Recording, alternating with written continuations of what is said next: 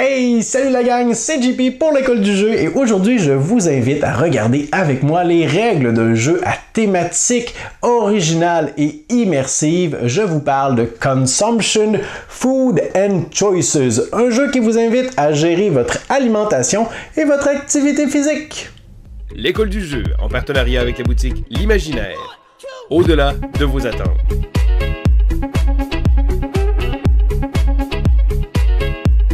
Nous avons donc sous les yeux Consumption Food and Choices, consommation, nourriture et choix. Ce jeu pour 1 à 4 joueurs qui est présentement mis en place pour la présentation de ce dernier. Et dans Consumption, nous allons incarner des gens qui devront suivre une diète bien particulière qui leur est propre. Et au terme de la partie, on voudra être le joueur avec le plus grand nombre de points. Une partie se déroule en 6 manches. Chacune de ces manches sera composée de 3 différentes phases dont on reparlera dans quelques instants. Au début de la partie, les joueurs auront un choix à faire. Ils devront décider quel type de diète ils désirent tenter de réaliser. Alors, ils ont deux options. Ils peuvent décider de jouer en mode standard, c'est-à-dire que tous les joueurs auront un plateau individuel de ce côté, du côté de la diète standard avec les mêmes éléments pour tout le monde. S'ils décident de jouer dans le deuxième mode, un mode asymétrique, ils pourront piocher au hasard l'un de ces plateaux ou en choisir un en draftant. Et le plateau va alors leur dicter le type d'alimentation vers lequel ils devront tendre. On peut être végétarien, on peut avoir une grande affection pour tout ce qui touche à la malbouffe, on peut avoir une alimentation en lien avec le diabète, on peut avoir une alimentation qui prend en considération le fait qu'on apprécie particulièrement les aliments qui sont anti-inflammatoires. Alors, il y en a plusieurs pour vous donner un aspect asymétrique, des éléments également à éviter ou à privilégier. Donc, par exemple, si on est végétarien, eh bien, c'est tout simplement logique et pertinent qu'on ne mange pas de viande puisque c'est notre régime, c'est notre diète et qu'on soit encouragé à manger à la place plus de fruits, de légumes et autres substituts. J'attire également votre attention sur quelques éléments du plateau central. Alors de ce côté, nous avons le livre de recettes avec 4 recettes qui sont présentement disponibles. Nous avons également la planification,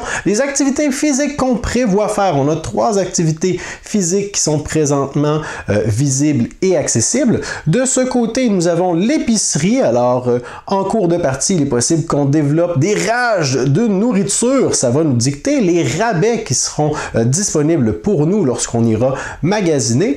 Il est possible également de prendre de la nourriture en livraison du resto. Alors, on a les éléments de nourriture ici qui ont été placés de façon aléatoire à partir de ce sac dans lequel on aura placé un certain nombre de chacun des aliments. Donc, on remarque que présentement, aujourd'hui, la pizza, le spécial, eh bien, est très graisseuse et a plusieurs anchois avec des fibres. Et pourquoi pas faire passer tout ça avec un grand verre de lait. Et finalement, de ce côté, nous avons le marché local avec des aliments biologiques. Selon la manche dans laquelle on se trouve, nous allons dévoiler les cartes qui ont ce chiffre. Alors, on a un paquet de plusieurs cartes et lors de la mise en place, on en pioche un certain nombre qu'on va ensuite diviser en 3 marchés différents. Et si on est dans la manche 1, eh bien on retourne toutes les cartes qui sont de la première manche. Ce seront donc nos opportunités pour le marché local qui seront disponibles pour la manche.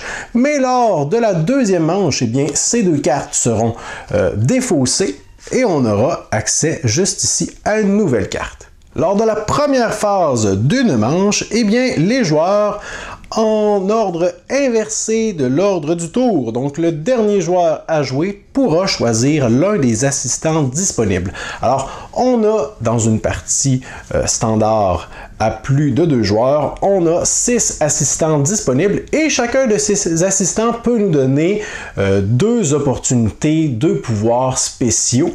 Alors, on en a plusieurs qui justement vont nous permettre de tirer avantage d'un lieu précis sur le plateau. Donc, le dernier joueur à jouer va choisir l'un de ses assistants auquel il pourra avoir accès en cours de manche. Ensuite, le prochain joueur va faire de même jusqu'à ce que tous les joueurs aient récupéré un assistant. Les autres assistants vont rester disponibles et les joueurs vont récupérer leurs cartes, vont les placer près de leur plateau personnel, pourront les activer désactiver lorsque l'occasion le permettra. Lors de la deuxième phase d'une manche, eh bien, c'est le temps maintenant d'envoyer nos assistants, nos ouvriers, soit dans les différents endroits de la ville pour y effectuer des commissions. Par exemple, nous avons les emplacements juste ici, les cercles qui sont là, qui représentent des emplacements où on peut envoyer nos ouvriers. Mais en plus de ces emplacements, on en a également sur nos plateaux personnels. Alors, il est possible d'aller travailler en ville ou il est possible de venir gérer soi-même sa cuisine, ses activités physiques ou même gérer ses collations.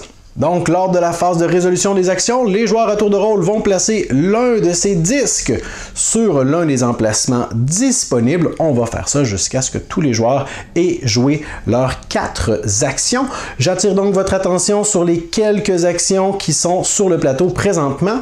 La première action dont je vous parle, eh bien, c'est l'épicerie. Lorsqu'on fait cette action, on va lancer nos 2 dés. Imaginons que j'ai récupéré un 3 et un 4. On va les placer dans les rangées et colonnes correspondantes et ça va dicter les rabais du jour. Donc, si j'achète quelque chose dans l'une de ces rangées ou colonnes, ça va me coûter un seul dollar. Si je décide d'acheter quoi que ce soit qui n'est pas dans cette rangée ou cette colonne, ça va me coûter 3 dollars. Mais c'est possible également que certains aliments soient complètement épuisés puisqu'ils ont été achetés par d'autres joueurs.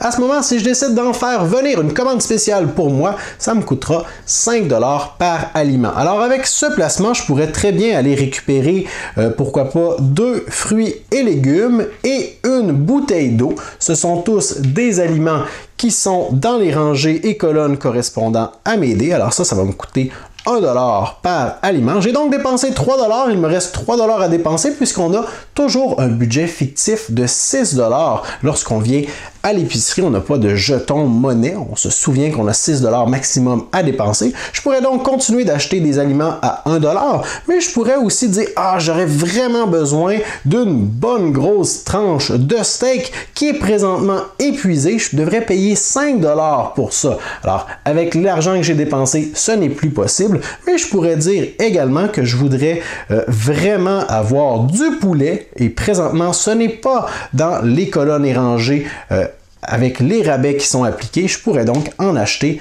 pour 3 dollars.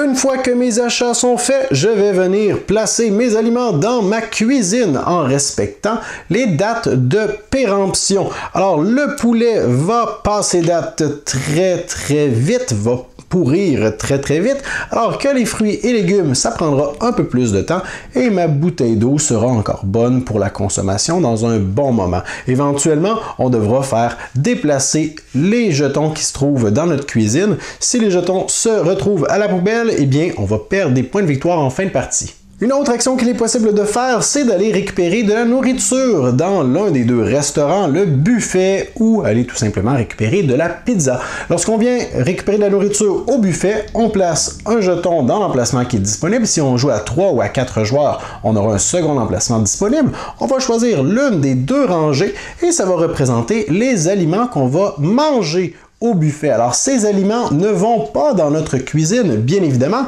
ils vont plutôt aller dans notre estomac. Alors, on a la partie du bas ici qui représente notre estomac. On devra alors obligatoirement placer tous les aliments qu'on vient d'ingérer à partir de ce côté, en allant vers là, en suivant les différentes pistes. Et on remarque ainsi, ce faisant, qu'on va recouvrir parfois des cases négatives.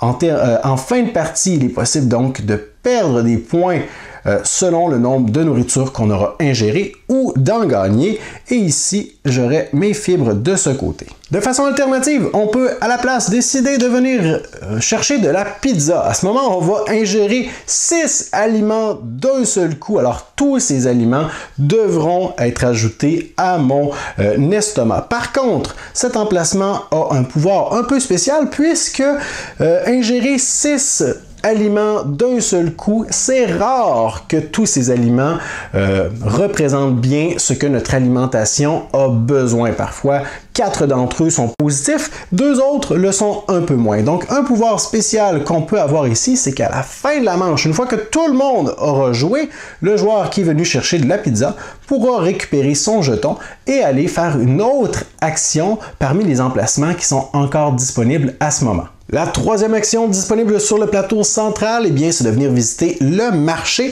On a des emplacements qui sont ouverts ici, c'est-à-dire que même si je suis allé dans un de ces emplacements, un autre joueur peut venir placer son jeton par-dessus le mien. Et ce qui est particulier, c'est qu'on peut y retourner une deuxième fois pour effectuer l'action, un maximum de 2 fois. Donc, un autre joueur pourrait très bien venir faire ces mêmes actions à la suite en plaçant ses jetons un après l'autre, évidemment, par-dessus les miens. Et on aura donc les opportunités qui sont dévoilées ici. Il est possible donc d'ingérer de la nourriture directement sur place au marché, 2 bouteilles d'eau ainsi que un peu de confiserie. Et on nous indique que cette nourriture va être ajoutée à notre estomac. De notre côté, il est possible de récupérer des aliments en prévision de les cuisiner. Donc, certains aliments seront ajoutés à la place à notre cuisine.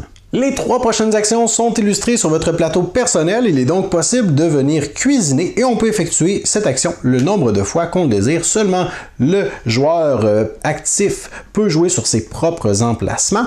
Alors lorsqu'on décide de cuisiner, tout d'abord, on devra choisir un nombre de recettes visibles entre 0 et 3 qu'on désire ajouter à nos recettes personnelles. Alors je pourrais dire que, par exemple, le soda aux cerises ici m'intéresse particulièrement. Et pourquoi pas cette recette de brownies au beurre et amandes. Alors, je peux tout simplement décider d'en récupérer 2. Je vais les ajouter sur le bord de mon plateau personnel. J'ai la recette qui m'est indiqué sur le haut de la carte. J'ai également le bénéfice que je vais récupérer en ayant complété cette carte. Certains vont me donner une possibilité lors de certains événements particuliers. D'autres vont me donner des points de victoire en fin de partie selon certaines circonstances. Donc, d'autres vont me donner des possibilités à la fin des manches.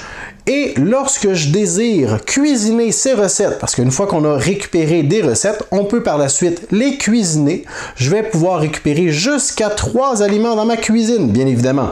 Je ne vais pas récupérer mon vieux poulet qui est à la poubelle et je vais pouvoir, normalement ces cartes sont sur le côté de mon plateau, je vais donc pouvoir choisir 3 de ces aliments et je vais pouvoir les répartir comme bon me semble sur les recettes qui me sont demandées. Mon action serait présentement terminée. Mais éventuellement, il est possible donc de compléter une recette en ayant tous les ingrédients qui me sont demandés. Ce que nous allons faire à ce moment, c'est que les aliments ne seront pas retournés à la réserve puisque thématiquement, nous avons ingéré, nous avons bu notre fameux soda à la cerise et il était excellent. Alors ces aliments, les 2 bouteilles de liquide, d'alcool et de confiserie, puisque un soda à la cerise c'est bien évidemment très sucré, vont se retrouver dans mon non pas mon intestin, mais mon estomac. Alors, je vais ajouter tout ceci à mon estomac. Je vais marquer immédiatement mes 2 points de victoire et lorsque j'utiliserai le pouvoir de cette carte, je vais pouvoir la retourner pour indiquer que j'ai déjà récupéré mes points de victoire, mais que je ne peux plus utiliser son pouvoir. Une autre action qu'il est possible de faire, c'est de prévoir de l'activité physique. Donc, en venant jouer sur cet emplacement, je vais avoir d'abord l'opportunité de récupérer jusqu'à 2 cartes parmi les activités physiques qui sont proposées. Alors, je pourrais décider de faire ou de prévoir plutôt faire du water polo et un peu soulever des haltères. Je vais donc placer ces 2 cartes sur le côté de mon plateau puisqu'ils n'ont pas encore été réalisés. Et pour faire du water polo, eh bien, je dois brûler ces calories, brûler ces éléments.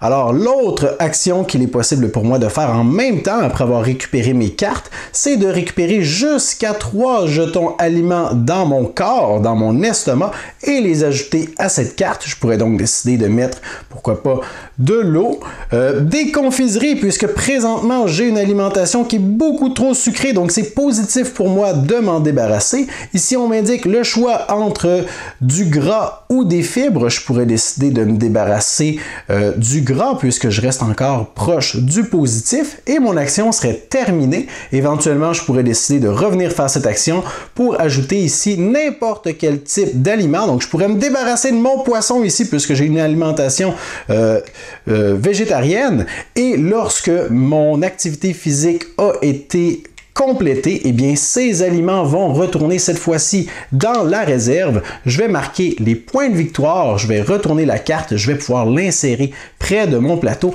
en gardant le symbole, ici le type d'activité physique visible, puisqu'en fin de partie, plus j'ai d'activités physiques variées et plus je vais marquer des points de victoire. Et finalement, la dernière action qu'il est possible d'effectuer, c'est de prendre une collation, puisque éventuellement, vous allez réaliser que vous ne pourrez pas utiliser toute la nourriture qui est accumulée dans votre frigo et que votre précieux steak que vous avez payé si cher tout à l'heure à l'épicerie risque de pourrir, risque de finir à la poubelle et de vous coûter des précieux points de victoire. Donc, pour une action ici, vous pouvez manger un seul de ces aliments. Alors, je pourrais prendre mon steak et l'ajouter ici à mon estomac. Évidemment, pour l'instant, ça va me faire perdre 8 points de victoire, mais éventuellement, je peux prévoir faire de l'activité physique, le dépenser et m'en débarrasser.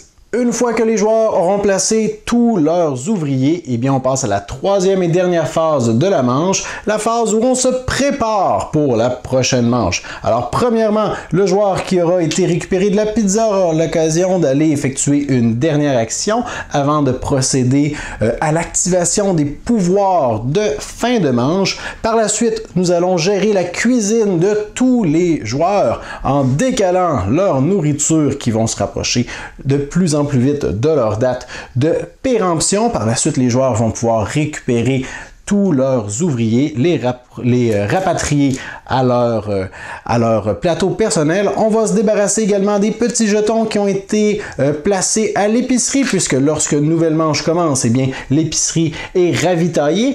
On va également remplir les emplacements de pizza et de buffet. On va se débarrasser de tous ces jetons. On va en ajouter des nouveaux. On va également se débarrasser des cartes marché. On va en dévoiler de nouvelles, advenant le cas où certaines seraient actives pendant cette nouvelle manche. On va également défausser toutes les cartes d'activité physique et de recettes qui sont face visible et en dévoiler des nouvelles qui seront disponibles pour la nouvelle manche. Et les joueurs vont par la suite avoir l'occasion de passer à la prochaine manche où on aura un nouveau premier joueur et on va répéter ces étapes jusqu'à la fin de la partie. Alors voilà pour ce qui était des règles de Consumption Food and Choices. J'espère que vous avez apprécié cette vidéo. Si c'est le cas, laissez-moi un pouce vers le haut. Laissez-moi vos questions et commentaires sous la vidéo également. Il me fera plaisir d'y répondre. Laissez-moi vos impressions, vos retours sur le jeu si vous avez eu l'occasion d'y jouer. Et moi, je vous dis merci pour votre écoute. À la prochaine.